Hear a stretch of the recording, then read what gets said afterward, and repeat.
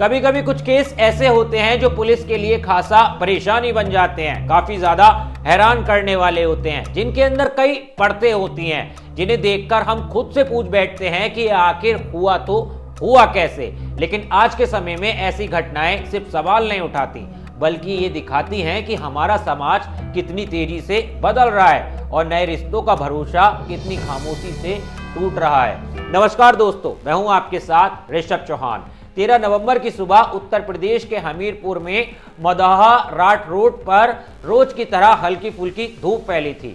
रमना गांव के कुछ लोग अपने खेतों की तरफ जा रहे थे। सड़क के किनारे की झाड़ियों में अचानक उन्हें कुछ ऐसा दिखाई देता है जिसने उनकी चाल, आवाज और सांस सब रोक दिया। झाड़ियों में एक महिला का शरीर मिला जिसके अंदर जान नहीं थी। आसपास खून के निशान थे, लगभग 20 मीटर तक फैले हुए। मौके की खामोशी को सिर्फ एक बात तोड़ रही थी, लोगों के मन में उठता हुआ डर। कुछ ही मिनटों में पुलिस को फोन लगाया गया। किसी को भी अंदाजा नहीं था कि यह मामला आने वाले दिनों में कितनी परतें खोलेगा, कितने चेहरे बदलेगा और कितनी कहानियां मट्टी में दफन होकर रह जाएंगी। पुलिस पहुंची, जांच शुरू हुई और सबसे पहले सामने आया नाम महिला की पहचान किरण सिंह निवासी महुआ के रूप में हुई। इस पहचान के साथ कहानी की पहली परत खुली। किरण शादीशुदा थी, उसका पति विनोद सीआरपीएफ में तैनात था, लेकिन उनके रिश्ते में सब कुछ सामान्य नहीं था। किरण के मायके वालों के अनुसार शादी के बाद से ही उनका जीवन तनाव से भरा था। दहेज को लेकर विवाद बढ़ता गया और एक दिन मामला इतना बढ़ गया कि किरण ने दहेज प्रताड़ना का मुकदमा दर्ज कराया और उस मुकदमे की जांच किसके पास थी, यही वो मोड़ था जिसने पूरे केस को एक अलग दिशा दी। किरण जब भी थाने जाती, उसकी बात एक अधिकारी से होती। उस अधिकारी का नाम था अंकित यादव, साल 2023 बैच का एक युवा अधिकारी। साल 2024 में महुआ के करवई थाने में पोस्टेड। किरण की जब आवाजाही बढ़ने लगी, उसे बार बार थाने जाना पड़ता, तो उसकी बातचीत भी उस अधिकारी से काफी ज्यादा होने लगी।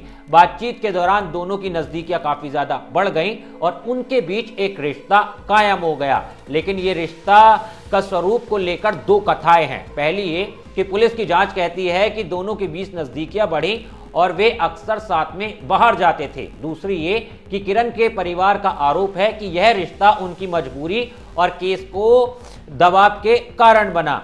सच क्या था, आज भी कई लोगों के मन में सवाल है, लेकिन कहानी यहीं से मुड़ती है। सीसीटीवी फुटेज, कॉल रिकॉर्ड्स और मोबाइल लोकेशन, इन तीनों ने मिलकर एक टाइमलाइन बनाई। 12 नवंबर की शाम किरण अपने घर से बिना बताए बाहर निकलती है। थोड़ी देर के बाद वह अंकित यादव की कार में जाती हुई सीसीटीवी में कैद होती है।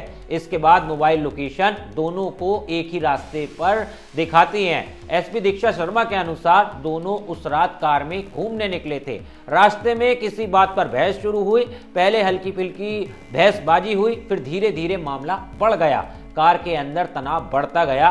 किरण कुछ कह रही थी, अंकित कुछ समझा रहा था, लेकिन बात बिगड़ती गई और फिर कहानी ने अपना सबसे अंधेरा रूप ले लिया।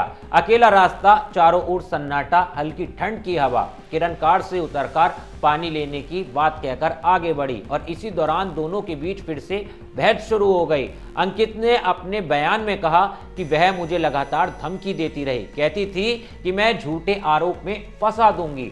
उसका दावा है कि वह डर और तनाव में था, पर जो हुआ वह किसी रूप में सही नहीं ठहराया जा सकता। कार में रखी एक भारी रॉड उसके हाथ में आ गई और उसने किरण की सांसें छीन ली।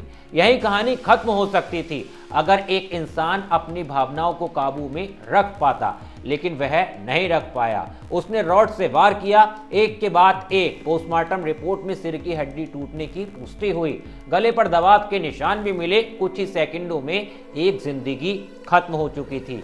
जो हुआ उसके बाद अंकित पर घबराहट हावी हो गई। उसने किरण के शरीर को कार में रखा, फिर कार मोड़ी हमीरपुर की तरफ। मदाहा राट रोड पर एक सुनसान जगह देखकर उसने शरीर को झाड़ियों के पास उतारा। अंधेरा था, कोई देख नहीं रहा था और इसी उम्मीद के साथ वह वहां से चला गया कि शायद कोई उसे पकड़ नहीं पाएगा। लेकिन सच को छुपाया जा सकता है। खत्म नहीं किया जा सकता। पुलिस ने जब कॉल रिकॉर्ड निकाले, मामला मिनटों में एक दिशा में मुड़ गया। मोबाइल लोकेशन, आखिरी कॉल और कार की मूवमेंट, तीनों ने एक ही नाम पर उंगली उठाई, सब इंस्पेक्टर अंकित यादव। इसके बाद पुलिस की 3 टीमें बनाई गई और रविवार सुबह महुआ के उसके सरकारी आवास से उसे गिरफ्तार कर लिया गया। किरण के भाई सतीश का आरोप है कि 12 नवंबर को उसकी बहन कोर्ट गई थी, उसी दौरान उसे रास्ते से उठाया गया और इसमें किरण का पति व जांच अधिकारी दोनों शामिल थे। परिवार ने किरण के ससुराल वालों, सास, देवर और नंदोई पर भी संदेह जताया है। पुलिस अब इस एंगल की भी जांच कर रही है। अंकित ने मीडिया से बात करते हुए कहा है कि मैं उसके केस की जांच कर रहा था, इसी दौरान उसके घर जाना पड़ा, वहीं से उसने मेरा नंबर ले लिया, फिर लगातार कॉल करने लगी, मैंने ब्लॉक किया तो दूसरे नंबर से कॉल करने लगी। इस तरह का कहना है उस अंकित यादव का। उस रात वह मेरे साथ घूमने निकली थी, रास्ते में फिर बहस शुरू हुई, मैं तनाव में था और खुद को संभाल नहीं पाया, लेकिन यह उसका दावा है और पुलिस इससे सिर्फ एक स्टेटमेंट मानकर जांच कर रही है। यह कहानी सिर्फ एक अपराध की नहीं है, यह उस खामोशी की कहानी है जो रिश्तों में पनपती है, उस दबाव की कहानी है जो इंसान को अंधेरे फैसले तक ले जाता है, उस सिस्टम की कहानी है जहां न्याय मांगने आई एक महिला उसी सिस्टम के एक हिस्से का शिकार बन जाती है। हमीरपुर की उस सुबह मिली वह लाश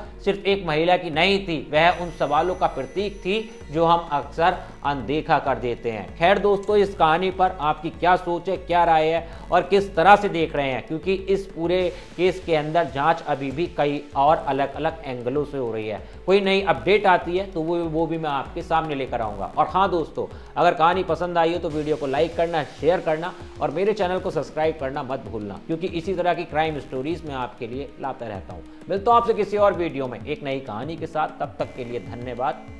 जय हिंद।